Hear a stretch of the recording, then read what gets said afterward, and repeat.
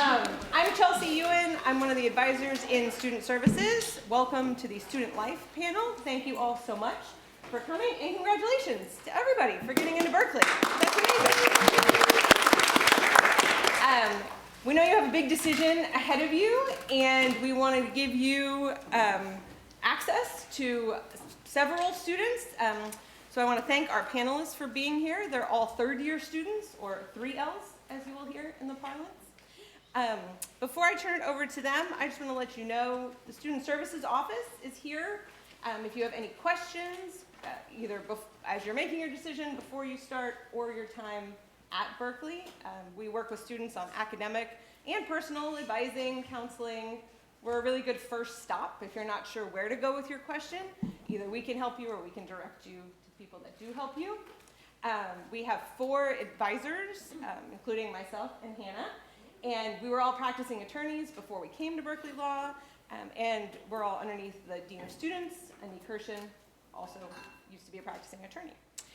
So with that, I will turn it over to our panelists. I'm going to ask them to just introduce themselves, and then we'll do a couple of questions, and then we'll leave plenty of time for your questions to the panelists. So go ahead. So, and you want... Oh, sorry, yes. Hometown, undergrad, and activities you're involved in here. Great. Howdy, everyone. My name is Ben Lester. There's 2 Ben L's on the panel. Sorry about that.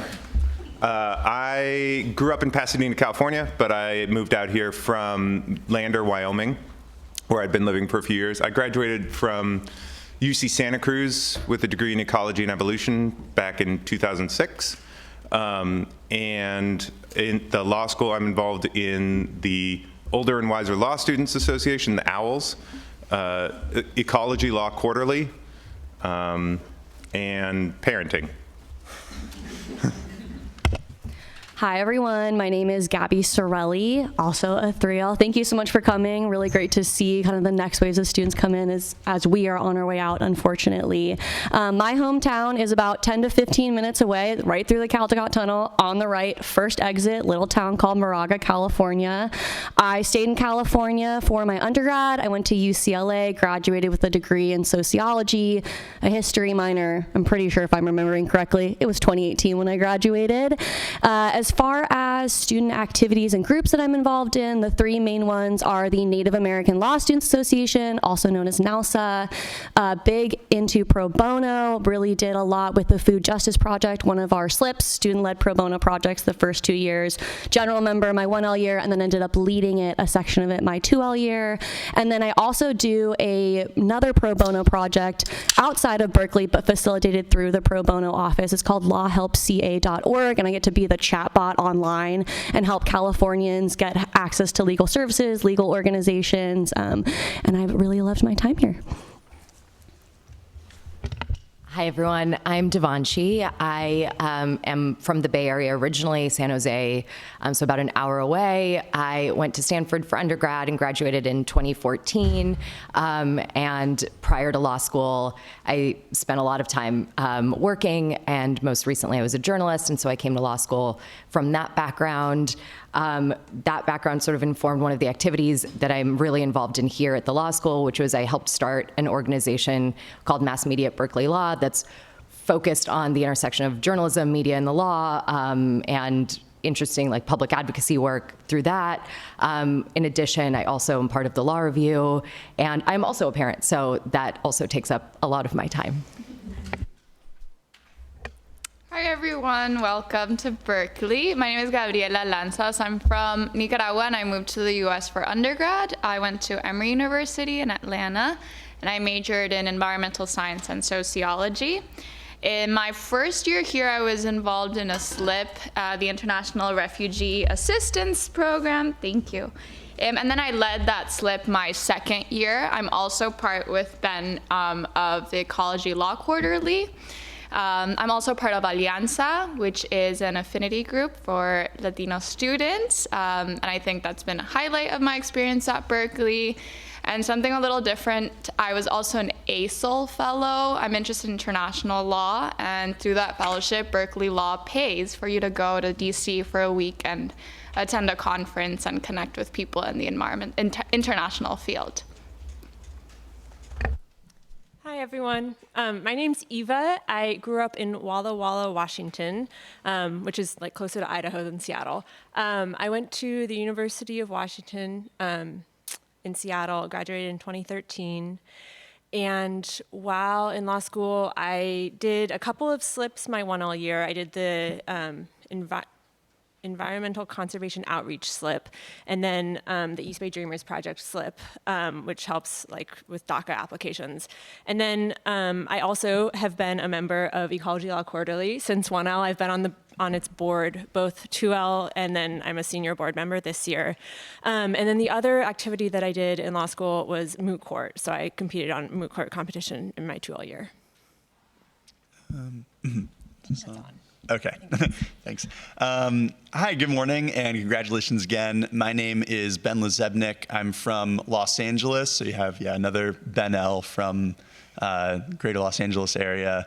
I went to Columbia University, majored in urban studies, graduated 2018. And in my first 2 years of Berkeley Law, I was involved in a SLIP, the Wage Justice Clinic, as well as the Berkeley Journal of Employment and Labor Law. And currently, I'm an academic skills program fellow. Might hear a bit more about ASP, as well as a California Constitution Center research fellow. Thank you. One of the things you've probably heard about law school already is that it's very academically challenging. Supporting student well-being, mental health balance, life balance, is a priority at Berkeley Law. So I'm going to pose the question to the panelists of how you have found balance here, and maybe what's worked, what hasn't. And I'll start with the far Ben L, and we'll go in reverse order.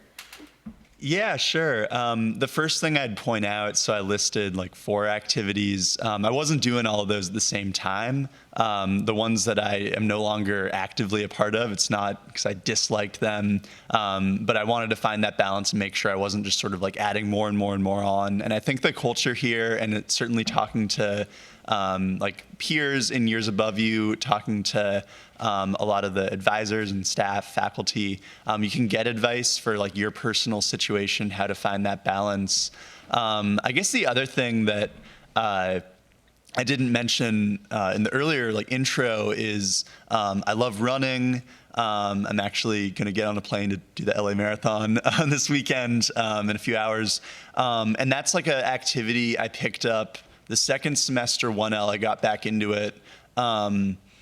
And I thought it was just like great to have something that wasn't necessarily in the law school bubble, wasn't like a LinkedIn type thing, but was just like, a way to get outside and kind of get out of my own head.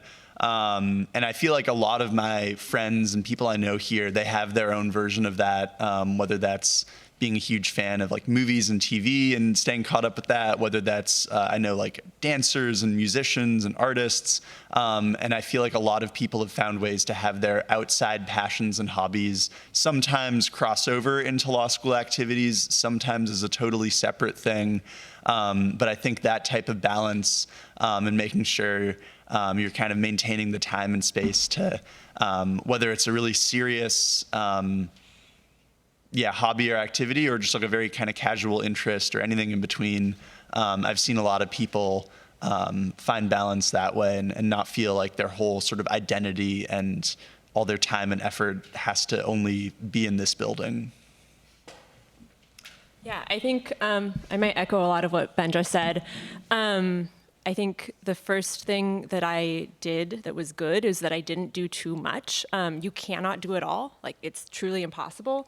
And I think, and sometimes it's really easy to get caught up in like hearing your peers, like talking about all the cool stuff that they're doing. You're like, oh, I want to do all this cool stuff. But like, actually, I mean, of the activities I listed, I was only ever doing like up to 2 of those things at the same time. And so that was, I think, really important for me. The other thing, similarly to Ben, is that I like have outside hobbies. I am a weightlifter, and I like have on my calendar an hour, 4 days a week, like this is my lifting time. it's sacred. I do not touch it.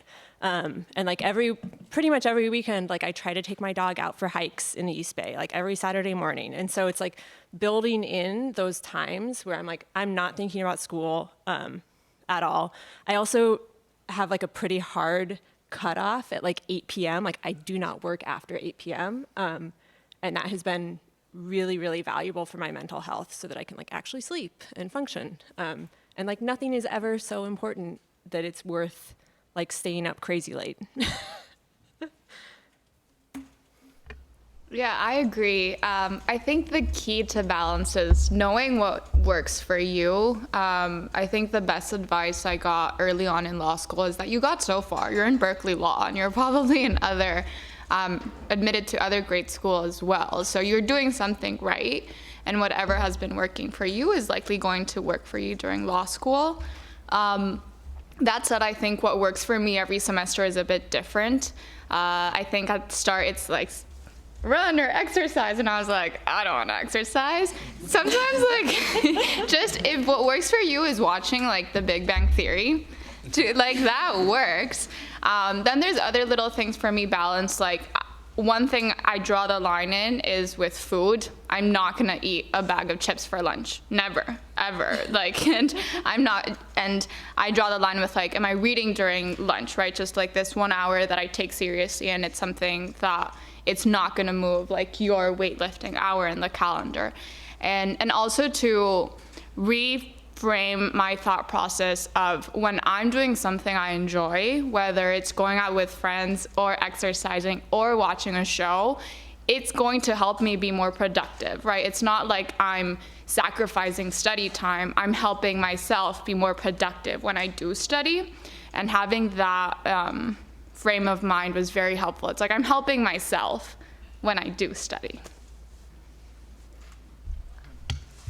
Yeah, I think I'm running out of things to say because everyone is covering such great tips. I think one thing that I was told before I came to Berkeley was that of a lot of the kind of peer schools, it's the most humane place to be a law student. I don't know if you've heard that, but I think now at the end of the law school journey, I think that's certainly true.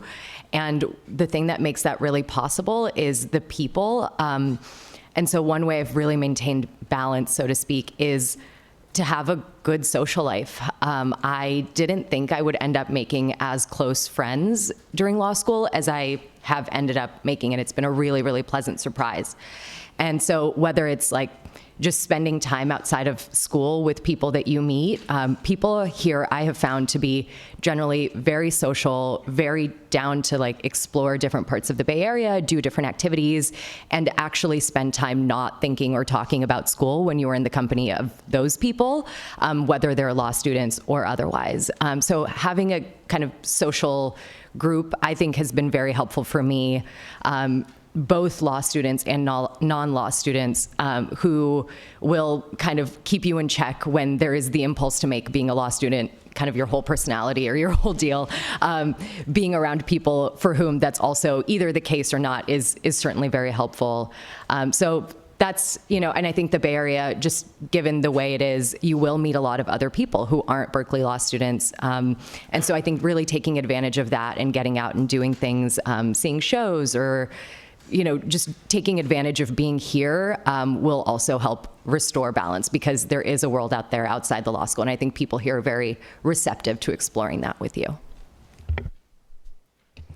I couldn't agree more with everything that everybody else has said. And I think I'll just add that I think it was Gabby who had said that how you find balance can change, and that's totally okay. Like what worked for you 1 all year could not work for you 2 all year, could not work 3. Something you tried 1 all year could work 3 all. Like it will all be a balance in that sense too, and kind of figure out what works best. For me, the one thing that has consistently worked the last 3 years is picking a day, and I'm doing something that I've looked forward to the whole week that day. So in the fall, I'm a huge college football girl with my family so close. We do big barbecues on Saturday. So that did not change from my calendar regardless. Like if I had a paper that was due Monday, I was cranking on it on Friday, so that Saturday I could just enjoy my time. And that goes back to removing yourself from the Berkeley bubble and kind of putting yourself in perspective. It's a time out to kind of just clear your mind a little bit, and you will be more productive with that. So I was really, really regimented about protecting my kind of me time. So I would recommend for everybody to pick something that makes them happy to look forward to at the end of the week, whether that's running, weightlifting, going to movies, for me watching football, and just do it. And then that way, week after week, you're like, okay, I'm going through it, or I'm like sitting in, you know, for me it's Civ Pro, sitting in Civ Pro, and I'm like, I do not get it, but I'm like, oh, on Saturday I'm gonna do this, or on Friday my friends and I are gonna do that. And it just kind of puts the balance of like, yes, we're in a rigorous environment, but I'm doing something fun, I'm getting out of, you know, the Berkeley bubble, as you've heard me talk about. So just stick to a schedule, I think, and really protect your me time as best as you can. I'd like to associate myself with the comments of the panel. And also add a few things. I'm going to be Berkeley partisan here because I think it's really true that Berkeley is one of the best of the peer schools that you're going to look at. First of all, with regard to what Ben said, running's awesome, and you can do it all year here, and it's lovely to be outside every month of the year here, unlike pretty much every other school in the T14. It's wonderful here. The Tilden Park area, if you have time this weekend, go explore Tilden, go explore the hills in the East Bay. It's fabulous. Don't get poison oak, but stay on the trails, so you're good to go. It's great. So I have a daughter who's 4 now. She was, I guess, just turned 2 when I entered law school, and 2 big dogs. And I think that my wife and I, between managing all of those things, it keeps me from focusing on law school all the time, just because I pick up my daughter every day from school, and then we go to the playground with her friends, and I talk to her friends' parents who are not law students, which is awesome. So that's like a different way of achieving balance. It's sort of forced balance, just because I can't work all the time. However, I'm also going to be partisan about Berkeley in that this is, besides Berkeley Law, this is one of the finest, coolest, most intellectually rich universities on earth. And as a student at Berkeley, you have access to stuff that, frankly, I don't think you have access to at a lot of other places. I have this sort of cheeky sign that I brought here. It says, "Ask me about being old." But the reason I brought this is I made this on a laser cutter in the engineering department in a makerspace that you have access to as a Berkeley Law student for $125 a semester, where they have, I brought flyers for you.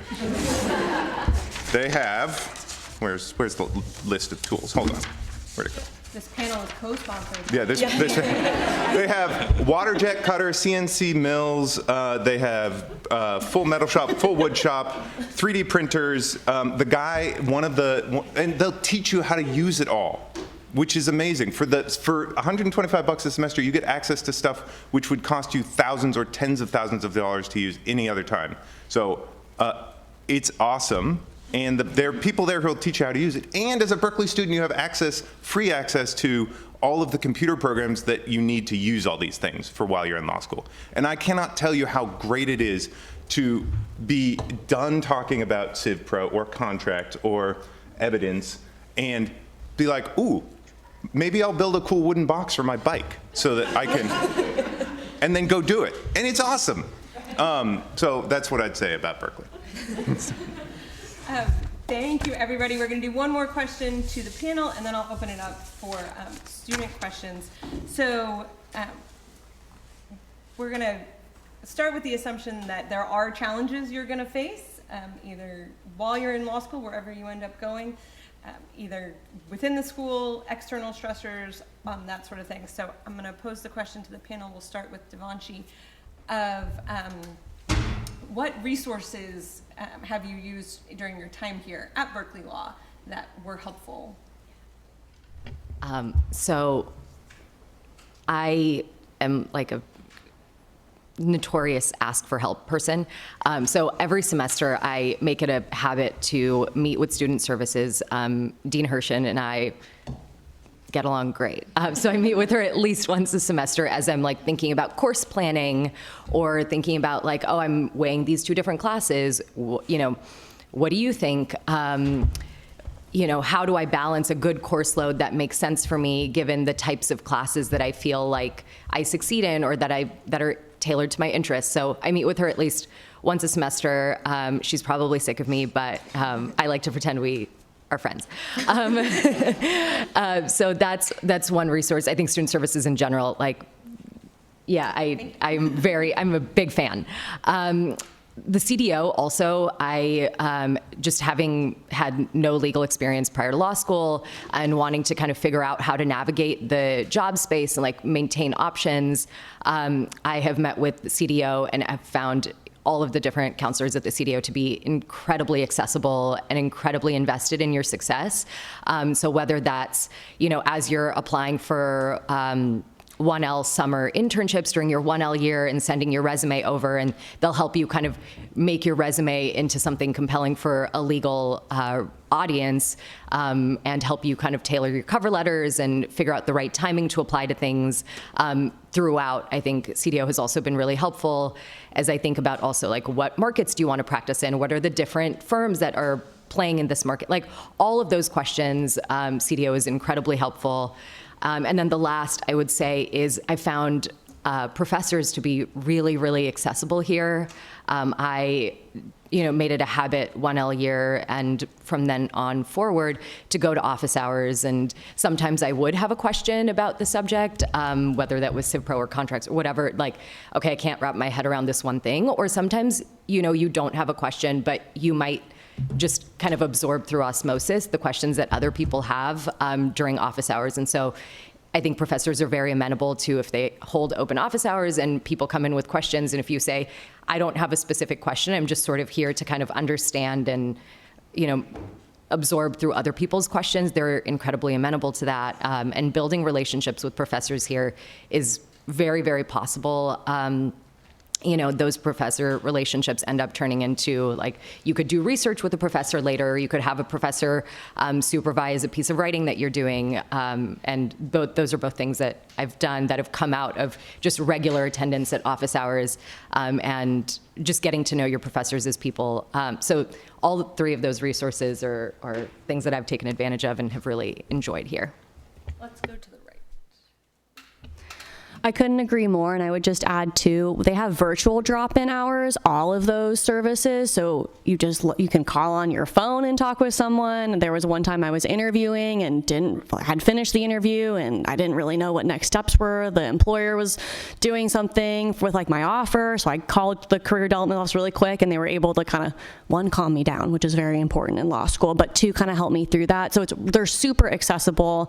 Professors want to help you. They're really here for you. And Berkeley's what you make it. I will add too, from a mental health perspective, like there are on-campus services for that, and we do have some that are just for the law school. So really, as long as you just raise your hand, everybody is willing to either help you directly if they know the information, or at least guide you to someone who is going to know the information and kind of take it from there. I would also really recommend, lean on your peers. A lot of the knowledge that I have learned has been from my peers, whether that's mental health practices, learning how to meditate, trying meditation, being like, okay, maybe this isn't it, making sure I'm outside. That's something that's really, really helped me. And I've just learned that through the knowledge of my peers. Also, a lot of people have worked before. For myself, I had worked for 2 or 3 years before coming to law school in the legal field, and there were a lot of things that my friends, like, what does this mean? I'm like, oh, I did that on a day-to-day basis. Like, that's what this was, and they just learned it through a casual conversation. So I would say, as long as you ask for help, everybody, and I feel very confident saying that on the panel, whether it's a student or someone from student services, the deans are so accessible. Dean Chemerinsky just walks around the hallway, like, literally after class, and will say hi to you. And I remember the first time he did that, I was like, what am I gonna do? Like, but that's just one of the many things about Berkeley Law. So just raise your hand or send someone a text or ask someone, hey, I think I need help, whether it's mental health, school, and people will be more than happy to help you or get you to someone who can help you from there. Agree with those resources.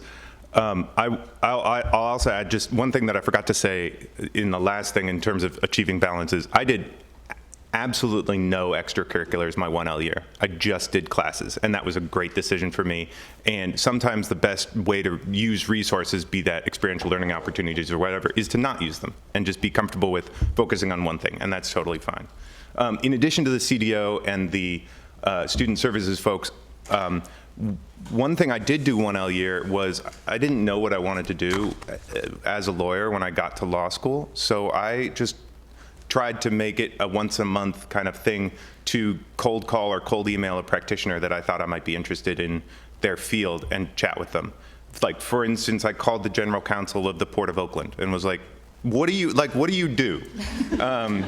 And as a rule, they were incredibly thrilled to talk about what they do. And I think that when you sort of think about, there's this sort of, oh, you should know what you do when you get into law school. Some people do. I sure didn't. And talking to lawyers and figuring out what their day-to-day was super useful. And going to office hours was one way I talked to professors and I said, you know, that part of what you do is really interesting. Do you know anybody who practices in that field? And then the professor would say, totally, you know, here's a partner at Paul Hastings or whatever who works in that field and would be excited to talk to you. And that's a great way of making those connections. Resources as well, the best napping spots downstairs in the library, really good. Also, the Haas School of Business Library has full-size couches, really good. Bring earplugs because they're Philistines and they talk in the library there, but the couches are great. Yeah, on the subject of academic resources, my first semester, it didn't go super well academically, and I got really worked up about that. And, you know, at this point where I think it was tempting or it was easy to just sort of get into a sort of negative spiral or, you know, self-fulfilling prophecy of like, all right, I guess I'm not good at law school. I'm washed up or something. Like the magic's gone from whatever got me through like high school and undergrad.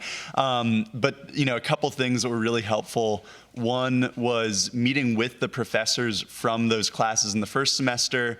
Obviously not the most fun in the world to send that email saying like, love to figure out, you know, how I could improve on exams that didn't go so well. But then those professors were like the most invested in helping me figure out what to learn from them, how to improve.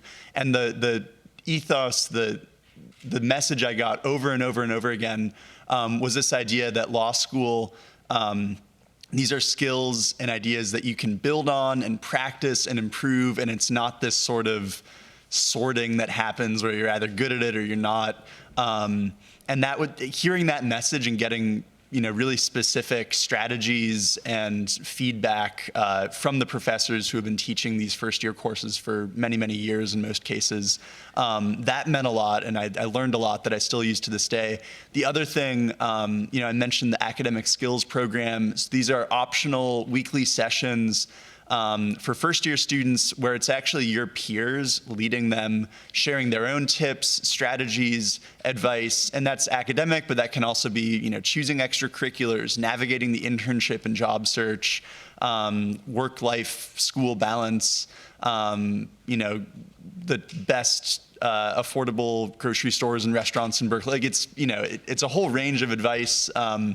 But definitely at that start of the second semester when I was sort of trying to figure out how to reset and rebound from, what was not like my goals or my kind of ideal picture perfect transcript from the first semester, having a then 2L student who had been there really recently and gave me also their own set of tips and encouragement and feedback really helped me turn that corner and you know, not kind of write myself off as a student.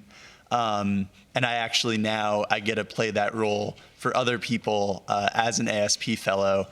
So yeah, the professors, your peers are all really engaging and like they're on your team. It's not a cutthroat zero-sum environment, at least not in my experience. And I'll just quickly second career development office. Like when I was doing that 1L internship search, it was things like practice interviews with an alum who's the sort of person who makes those hiring decisions on Zoom to get used to the format of like weird quick hit 15-minute Zoom interviews, resume reviews, just tips on like opportunities to look out for, sort of virtual and real life career fairs.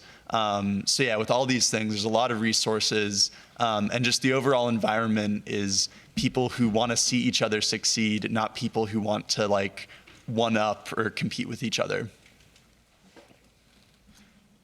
I have used many of the resources that people already talked about. Like Devanshi, I meet with either Kyle Valenti or Dean Hershen every semester, like at least every semester, to be like, here's what I think I'm doing. Is this reasonable? And like I've gotten to know them well enough that I feel like they actually know like me and have been able to give me like really specific tailored advice about like, I remember 1L spring, I was super stressed out because most people take con law, but I knew that I wanted to do environmental law and like the two conflicted. And I went to Kyle and I was like, what do I do? And he was like, take environmental law. That way you'll know like if it's right for you. And I was so stressed out about it, and it was 100% the right decision. So that's great. One of the other resources that I used, the Academic Skills Program, ASP, I found it super stressful when I fall. I like could not go to the like labs because like hearing someone talk about it was awful. So that was not useful to me. But the thing that was incredibly useful was like, I think it was like week 10 of 1L fall. I was like trying to start outlining and studying, and I was so overwhelmed, and I felt like everyone around me knew what they were doing, and I was like, I have no idea what I'm doing. Sure, I've been successful, but I also took 8 years off of school. Like, I don't even know if I know how to do school anymore. And I made an appointment with Professor DiGennaro, who runs the ASP program, and I like made an appointment for a little like Zoom call because everything was on Zoom, basically. I mean, classes were on Zoom, but like a lot of things were still on Zoom. And I had this Zoom call with her, and I like cried the whole time. And she like gave me the best advice. And I felt like she was like, Eva, you have to stop thinking about other people. Like, you have to. Like, if you're around a friend and they like start saying something that stresses you out, get up and leave. Be like, I'm so sorry, I have a meeting, I forgot. Like, leave. And she was like, you have to put blinders on. And that has been like, that was absolutely a turning point where I was like, okay, yeah, I need to not pay attention to, I mean, obviously, like, I have friends that I talk about school with, but like the moment anything is stressing me out, I'm like, I'm so sorry, I have to go. So that, she was like an incredible resource for me in terms of like figuring out how to navigate this. And it was really in my own mind. It wasn't like anyone else was trying to stress me out, but it was just like that comparison that was really, really hard for me. And then the last resource that I have used is my professor's office hours. I did not really do it 1L, and I sort of regret that, I guess. But since then, like I go to office hours frequently, and I go with like a list of questions, and I'm like, how does this work? What is this? Like and it's helpful not only academically, but also like getting to know your professors. I feel like I have a couple of professors who like, I can email them with questions like whenever. And it's a really like wonderful, valuable part of law school that I think I undervalued in the beginning. Definitely agree. I think the comparison issue for me as well, and continues to be, like right now sitting in this chair, it's like, I didn't do law review, oh crap, I didn't do moot court, oh crap, right? So it's like that continues, and I think that's been a huge struggle, but I totally agree. Going to CDO, going to Kyle, going to Chelsea, going to student services, going to office hours, all those are super helpful, and sometimes you just need to go and like cry. Like sometimes you just need to do that and say that, and I've been there too. To not repeat about all these great services that you can find online, I think one of my favorite parts about Berkeley Law is my peers. I applied to law school without ever speaking to a lawyer, like in my life.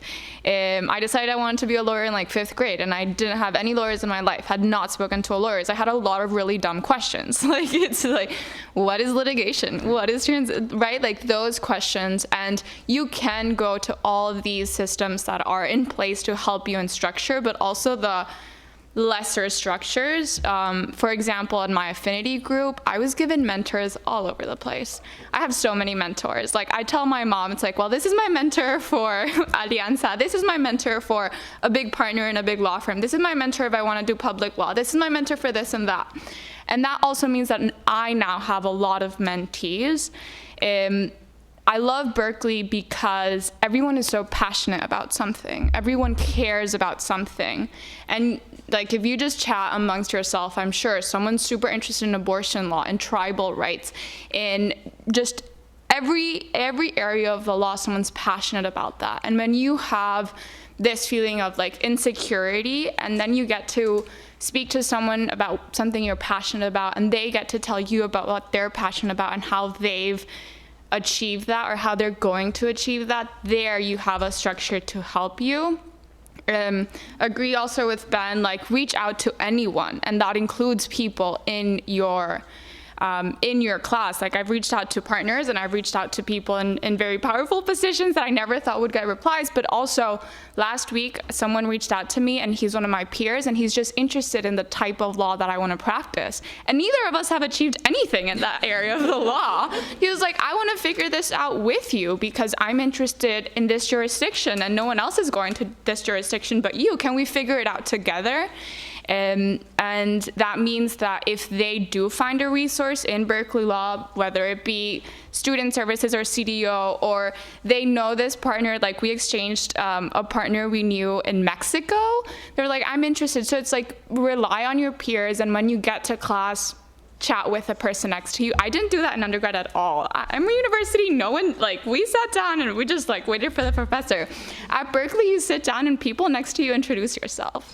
And you chat and you build those connections that will be just as helpful as having known your professor 10 years down the line. So thank you again to the panelists for fantastic information. I want to open it up for the rest of the time to any questions. Yes. One thing you could change about Berkeley law, what would it be?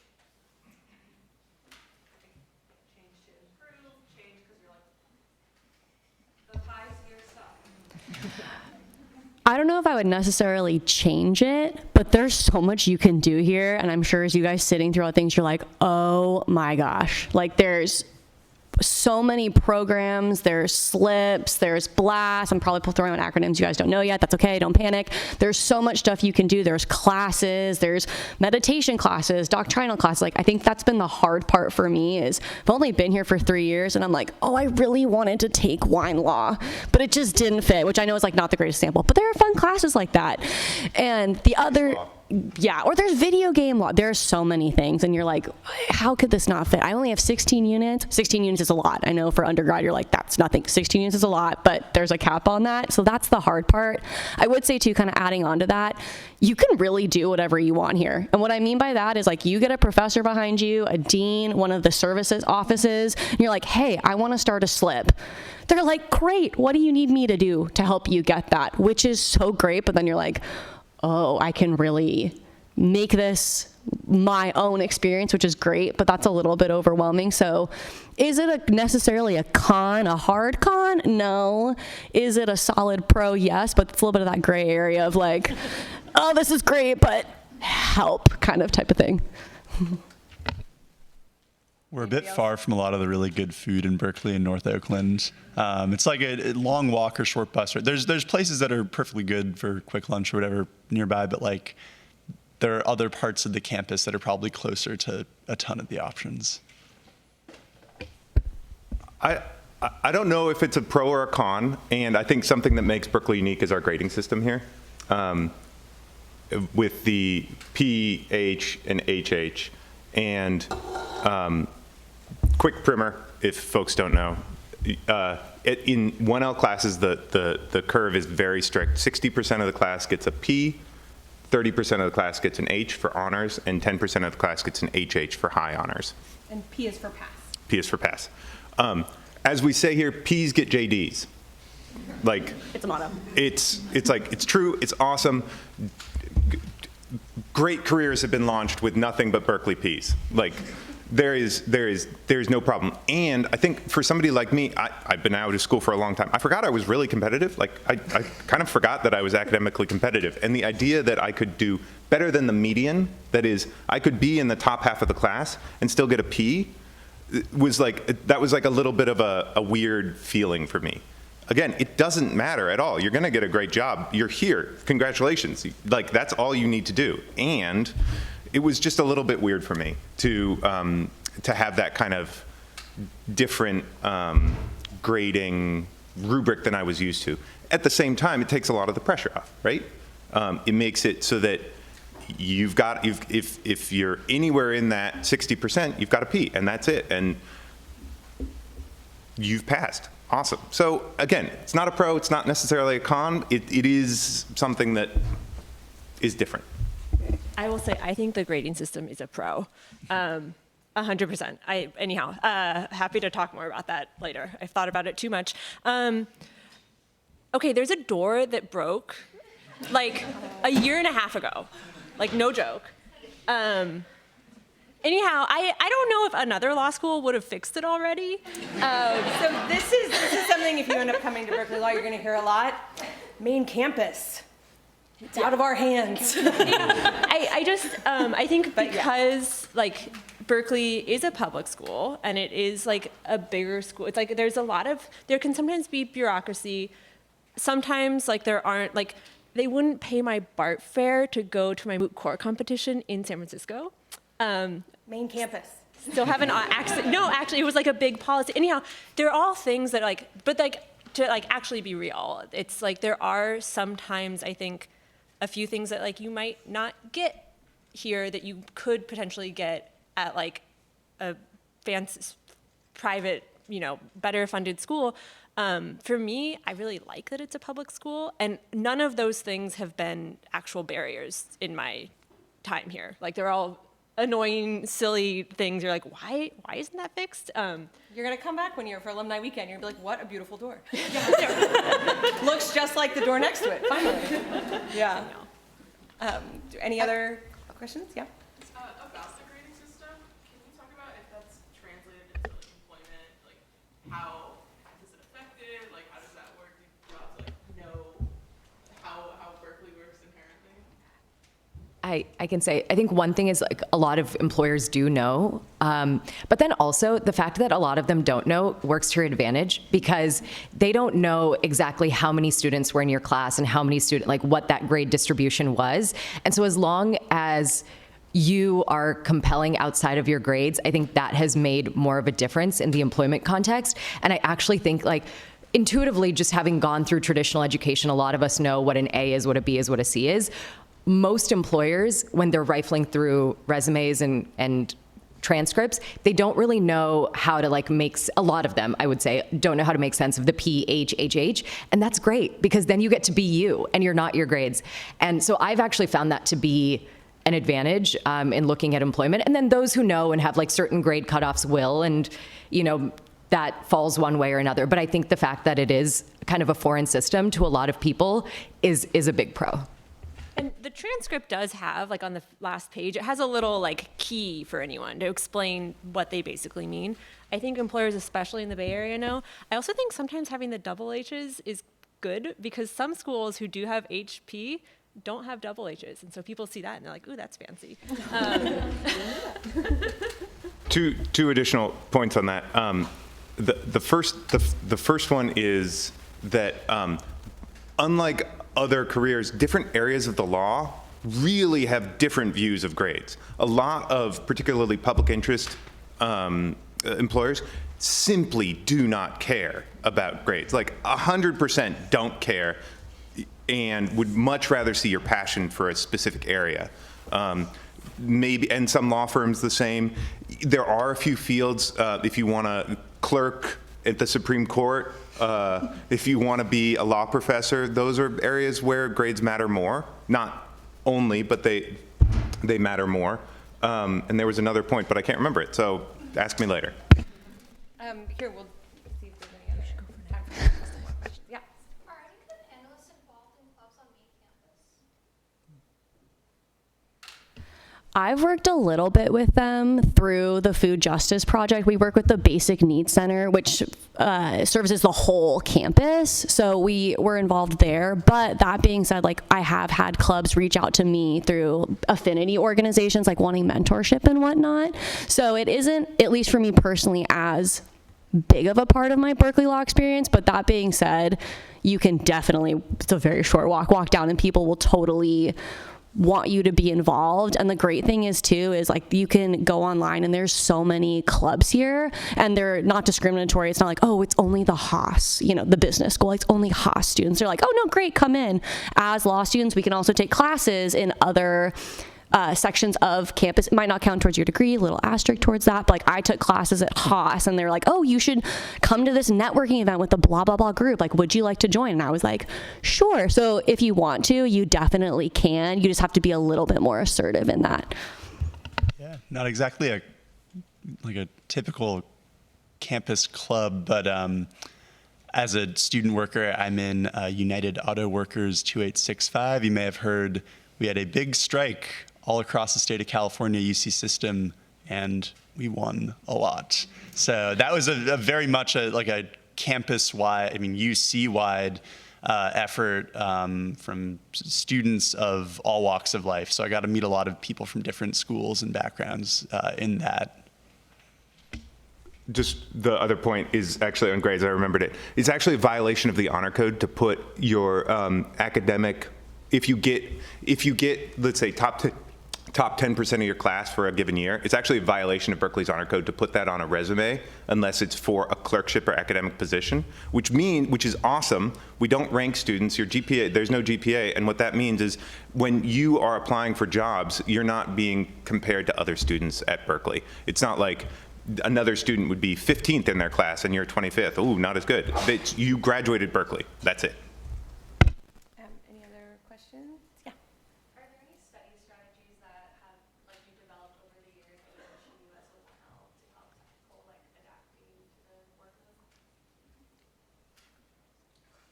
Okay, thank you though, sure.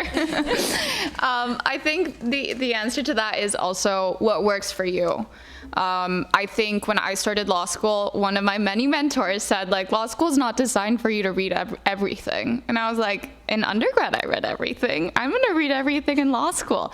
And then I didn't, because right? So it's like, I think you learn there's resources. ASP works for some, ASP doesn't work for others. I think going with that, I think what's helped me the most is thinking of intentional studying. If I'm studying for an hour, I'm studying for an hour, however hard that is. I'm not just studying and and I do this often, half the time I'm on my phone and then I said wow, I studied for 3 hours, but really no, I studied for 30 minutes. So I think it's being intentional. When you're studying, study. Maybe what helps me is writing things down. Someone else doesn't do that. My friend outlines, which is basically a study guide, as she reads. I have to read, taking notes on the margin, then I have to go to class and take notes, and then I have to sit down and think it through and then outline. So it works for everyone, and I think, again, to Ava's point, don't compare yourself to what other people do. It's not easy to answer that question for me because what works for me might not work for you, and you will figure it out. Your first year grades may not be the best, and your second semester may not be the best, but your third will. And that's fine, and you can see that improvement. And I don't know, if someone tells you that law school is not hard, I don't really believe them, because I think it's hard, but it's a different degree of hard for different people, and that's okay. And just to demonstrate that people have wildly different, I read everything. I'm I do. I've always done all my reading. People tell me oh, you don't have to do that. I'm like, yeah, but I'm going to. And at this point, I might as well, keep doing it.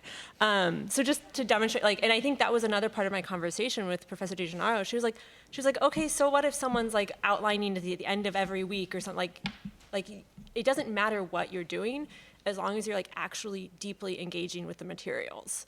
And so there's not a specific study thing. It's just trying to tune other people out and think about do I actually understand this, and figure out what you don't understand, and then find the answer